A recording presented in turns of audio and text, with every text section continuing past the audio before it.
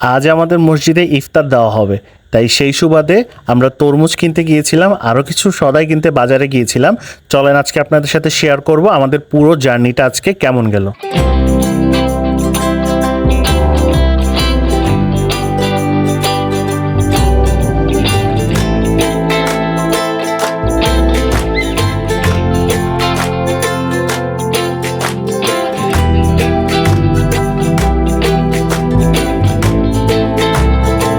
আসসালামু আলাইকুম বন্ধুরা, কেমন আছেন সবাই? আশা করি সবাই খুব ভালো আছেন। অনেকদিন পর আজকে আপনাদের মাঝে আবার নতুন একটি ভিডিও নিয়ে আসলাম। আজকের ভিডিওটি কোনো ট্রাভেল নিয়ে নয়, আজকের ভিডিওটি কোনো খাবার নিয়েও নয়, আজকে কোনো রিভিউ নয়, আজকে শুধু আমাদের মসজিদে ইফতারি প্রদান করা হবে। সো সেই সুবাদে আপনাদেরকে আমার এই ভিডিওটা শেয়ার করা। সকাল সকাল আমরা যাচ্ছি ভ্যানে করে আমাদের বাজারের উদ্দেশ্যে। এখানে গরুর মাংস কাটা হচ্ছিল, সো গরুর মাংসর ভাগা নিয়ে সবাই খুব ব্যস্ততার মধ্যে ছিল। আমরা চলে যাচ্ছি, আমাদের কিছু কেনাকাটা রয়েছে, সো সেই কেনাকাটা করতে আমাদের যে মেইন বাজার, সেই বাজারের উদ্দেশ্যে। আমাদের গ্রামে যাতায়াত করার একমাত্র বাহনই হচ্ছে ভ্যান। আবার ভ্যান ছাড়া এখানে অটোও চলাচল করে, যেটা 4 সিটের হয়ে থাকে, কিন্তু ভ্যানের পরিমাণটা আমাদের এই গ্রামে একটু বেশি প্রচলিত। আমাদের গ্রামের রাস্তাগুলো একটু আঁকাবাঁকা রয়েছে। সাধারণত গ্রামের রাস্তাগুলো ঠিক এরকমই হয়ে থাকে। আমরা যারা শহরে থাকি তাদের জন্য হচ্ছে গ্রাম একটা আদর্শ ঘোরার উপযোগী জায়গা, কারণ আমরা যখন সারা সপ্তাহ সারা মাস কাজের প্রেসারে রাস্তাঘাটের ধুলাবালি খেতে খেতে এবং যানজটের শব্দ শুনতে শুনতে একদম বিরক্ত এবং অস্থির হয়ে যায়, তাদের জন্য গ্রামের এই পরিবেশগুলাই একটা মনের প্রশান্তি সৃষ্টি করে। যারা গ্রামে থাকে তারা বর্তমানে শহরমুখী হচ্ছে, আর যারা শহরে থাকে তারা চায় গ্রামে আসতে, কারণ গ্রামের যে গ্রামীণ পরিবেশ, এই পরিবেশ দেখার পর শহরের মানুষরা চায় কোলাহল থেকে একটু দূরে নিজেকে একটু শান্তশিষ্ট রাখার জন্য। যেহেতু আমরা শেষ রমজান পালন করছি, আমার খুব খারাপ লাগছে আজকে। দেখতে দেখতে পুরো একটা মাস আমাদের রোজার মধ্যে চলে গেল। কিভাবে যে আমাদের সময়টা চলে গেল একদমই টের পেলাম না। আল্লাহ যদি বাঁচিয়ে রাখে, আবার 1 বছর পর এই সিয়াম সাধনার মাস আমরা আবার ফিরে পাবো। গ্রীষ্মকাল আসে আসে ভাব, কিন্তু গ্রীষ্মকাল এখনো এসে পৌঁছায়নি, যার কারণে পরিবেশটা এতটা গরম হয়ে ওঠেনি। বাহিরের আবহাওয়াটা এখনো অনেকটাই শীতল রয়েছে। আপনারাই দেখতে পাচ্ছেন, রোদ কিন্তু অতটা আমাদেরকে ছুঁতে পারছে না, কারণ মেঘে ঢাকা আকাশ থেকে শীতল একটা দমকা হাওয়া আমাদেরকে একদম ঠান্ডা করে দিয়ে যাচ্ছে।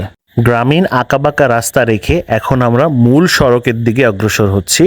এই যে দেখতে পাচ্ছেন, এটা হচ্ছে আমাদের মেইন রোডের সাথে একত্রে সংযুক্ত হয়ে গিয়েছে। এদিক দিয়ে বড় বাস এবং বড় অনেক যানবাহন চলাচল করে। রাস্তা শেষ করে আমরা আমাদের বাজারের মুখে প্রবেশ করব। এখন আমরা বামের দিকে যাব, কারণ আমাদের মূল বাজারটি হচ্ছে বামে। এটি হচ্ছে ঘাটাইলের মধ্যে অন্যতম বড় বাজারের মধ্যে একটি। আমরা আমাদের গন্তব্যে পৌঁছে গিয়েছি। গন্তব্যে পৌঁছেই বাবা এদিক থেকে নেমে আমার সাথে অগ্রসর হচ্ছে। আমাদের ভ্যানটি বাড়ি থেকে রিজার্ভ করে নিয়ে আসা, কারণ আমাদের যেই ভ্যান রয়েছে এই ভ্যানটি পাশের বাড়ির আমাদের এক কাকার।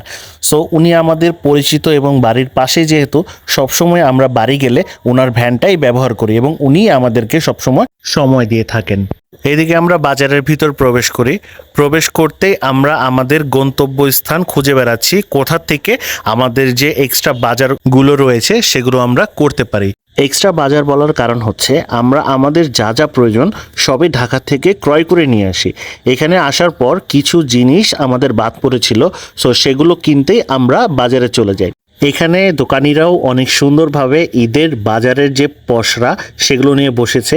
এখানে দেখা যাচ্ছে সেমাই, তারপরে চাল ডাল অনেক কিছু নিয়ে তারা এখানে বসে আছে, যেগুলো ঈদের বাজারের জন্য অনেক উপযোগী। এদিকে আমরা আমাদের বাজারগুলো দেওয়ার জন্য দোকানিকে বলি।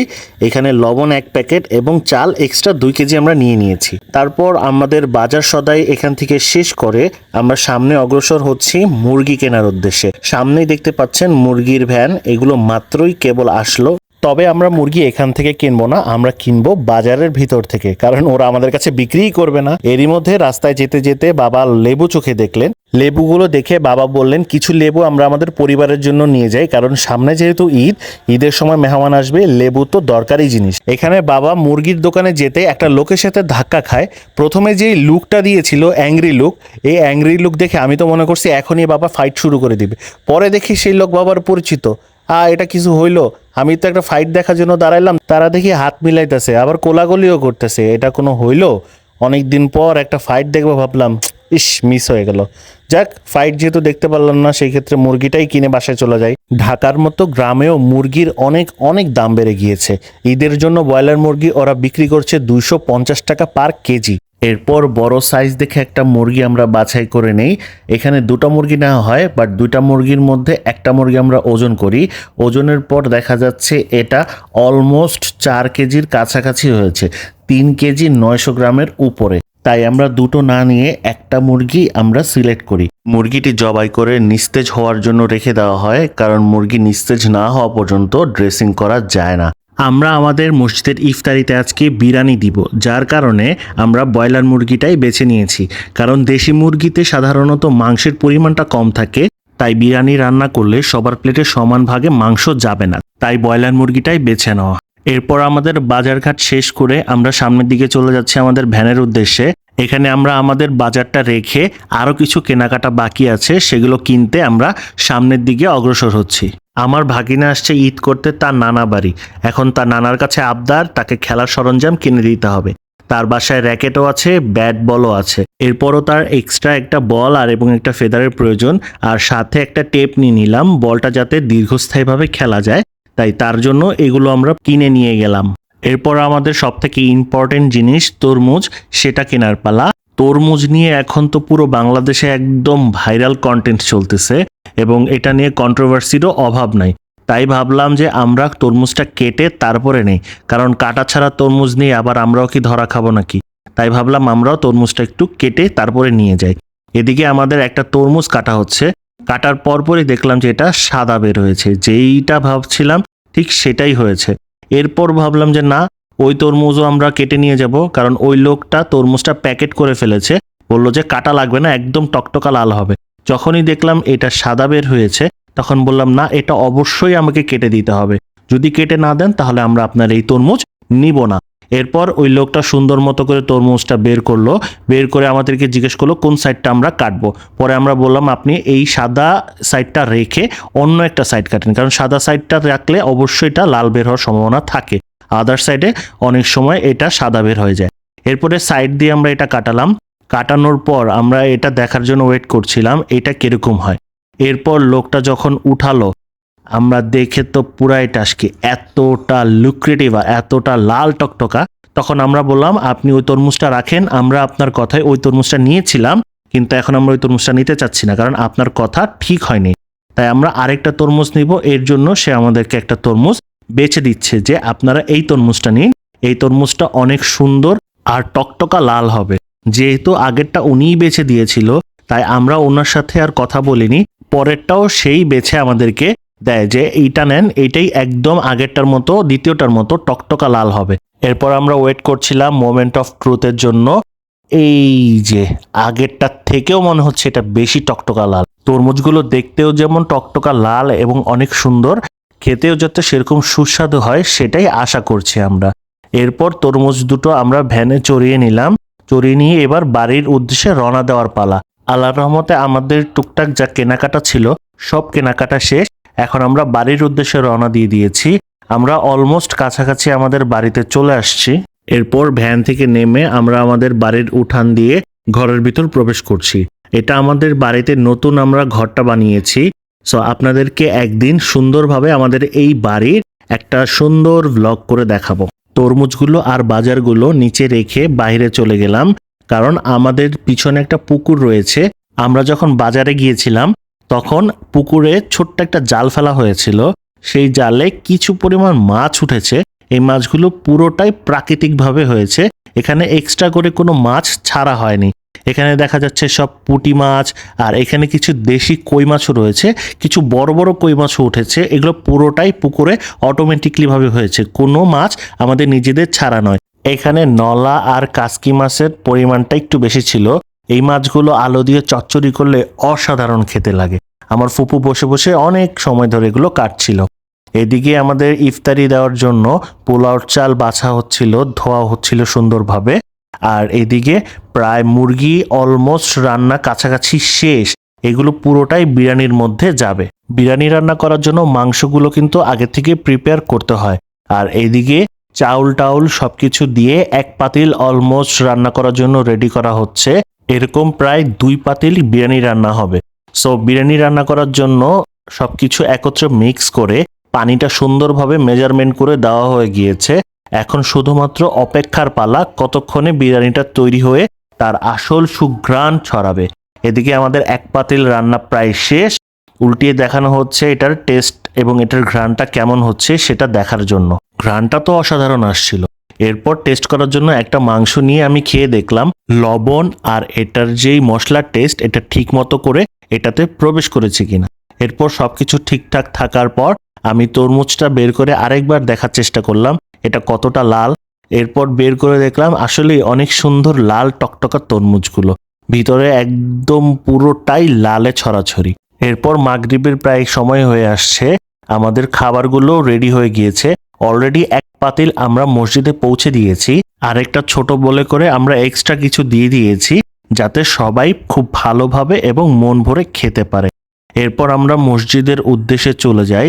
যেহেতু আজকে 30 রমজান, সর্বশেষ রমজান, তাই ভাবলাম সবার সাথে আমি নিজেও বসে মসজিদে ইফতারটা সেরে ফেলবো। যেহেতু মসজিদে ইফতার করলে সবার সাথে একটা আন্তরিকতাও হবে আর আল্লাহর রহমতে আমাদের সোয়াবও হবে। তাই সবার সাথে বসে আমরা ইফতার করার জন্য মসজিদে চলে আসি। আমাদের মসজিদটা আন্ডার কনস্ট্রাকশনে রয়েছে, তাই হচ্ছে মসজিদের সামনে দিয়ে একটু অপরিষ্কার রয়েছে, দেখতে অতটা সুন্দর লাগছে না। কিন্তু ভবিষ্যতে যখন এই মসজিদটা পুরোপুরি তৈরি হয়ে যাবে তখন এইটার লুকটা অনেক অনেক সুন্দর এবং অনেক অসাধারণ দেখাবে। এখানে দেখতে পাচ্ছেন বিরিয়ানিগুলো একটা আলাদা বলে ঢালা হচ্ছে। বড় বলের বিরিয়ানি আর ছোট বলের বিরিয়ানি দুটো একত্রে মিক্স করে ফেলা হচ্ছে যাতে খাবারগুলো প্লেটে বাড়তে অনেক সুবিধা হয়। কারণ দুটোর মধ্যে যখন বিরিয়ানি থাকবে তখন বিরিয়ানিগুলো বাড়তে একটু অসুবিধা হবে, এটাই স্বাভাবিক। মসজিদের নিজস্ব প্লেট, নিজস্ব জগ এবং নিজস্ব গ্লাস রয়েছে, যার কারণে এগুলো এক্সট্রা করে আমাদের বাসা থেকে টেনে আনতে হয়নি। এখানে প্লেটে একটা করে বাড়া হচ্ছে আর ওই পাশে দেখা যাচ্ছে শসা, তারপরে খেজুর আর তরমুজ দিয়ে এক একটা প্লেট ভর্তি করা হচ্ছে। কারণ যেহেতু আপনি সারাদিন রোজা রেখেছেন, রোজা রাখার পর খেজুরটা খেয়ে যখন আপনি সুন্নতটা পালন করবেন, এরপর তরমুজটা খেলে আপনার পেটটা এবং মনটা দুটোই অনেক শান্তি হয়ে যাবে। এরপর ছোট ছোট বাচ্চারা রয়েছে, তাদেরকে প্রথমে সারিতে বসিয়ে দেওয়া হলো। এরপর এক এক করে প্লেট বাড়া হচ্ছিল আর সুন্দর করে সারিবদ্ধভাবে সাজিয়ে রাখা হচ্ছিল। কারণ মাগরিবের আজানের প্রায় কাছাকাছি চলে আসছে, লোকজন এবং মুরব্বীরা সবাই একত্রে আসা শুরু করেছে। সবাই যেহেতু আসছে তাই আমরা সারিবদ্ধভাবে এগুলো সাজিয়ে রেখেছি। মুরব্বীরা এখানে বসে আছে আজানের উদ্দেশ্যে, যে আজানটা দিবে আর সবাই ইফতারি শুরু করবে। এদিকে আমি রাজীব ভাই দুজনে বসেছিলাম। পুরো মসজিদটা বিরিয়ানির ঘ্রাণে একদম ম করছিল। সারাদিন রোজা রাখার পর গলাটা পুরো কাঠ হয়ে শুকিয়ে আছে। এরপর হুজুর ইফতারির পূর্বে মোনাজাত করে, সবার জন্য দোয়া খায়রাত করে, যাতে আমাদের এই রমজানটা যতটুক না সুন্দরভাবে আমরা পালন করতে পেরেছি, এর পরবর্তী রমজান যেন আমরা এর থেকে আরো ভালোভাবে এবং আরো সুস্থ সবলভাবে রমজানটা যাতে পালন করতে পারি। আমাদের মুরব্বীরা সবাই এখানে বসে বসে দোয়া করছে। আমাদের দোয়া খায়রাত প্রায় শেষ, এখন প্রায় আজান দেওয়ার পালা। আর কিছুক্ষণের মধ্যে আজানটা দিয়ে দিবে। আলহামদুলিল্লাহ আজানটা দিয়ে দিয়েছে। বিসমিল্লাহ বলে খেজুর দিয়ে শুরু করলাম। এরপর তো আর তর্স হচ্ছে না, আমি সুন্দর মতো করে খাবো। এর আগেই দেখি আমার ভাগিনা তার খাওয়া স্টার্ট করে দিয়েছে। তারা আমার থেকে বেশি তাড়াতাড়ি সে খাচ্ছে। এদিকে আমার ছোট ভাই আলিফ বসে বসে এখানে বিরিয়ানি খাচ্ছে। আমিও এখানে বিরিয়ানি এক নলা নিয়ে বিসমিল্লাহ বলে মুখে পুরে দিলাম। আলহামদুলিল্লাহ মাশাল্লাহ ভালোই টেস্ট ছিল। সবার সাথে এখানে বসে ইফতারি করতে পারছি। আল্লাহর কাছে হাজার হাজার শুকরিয়া যাতে পরবর্তী বছর আমাকে আবার তাদের সাথে ইফতার করার সুযোগ দেয়। সবাই ভালো থাকবেন, সুস্থ থাকবেন। আল্লাহ হাফেজ।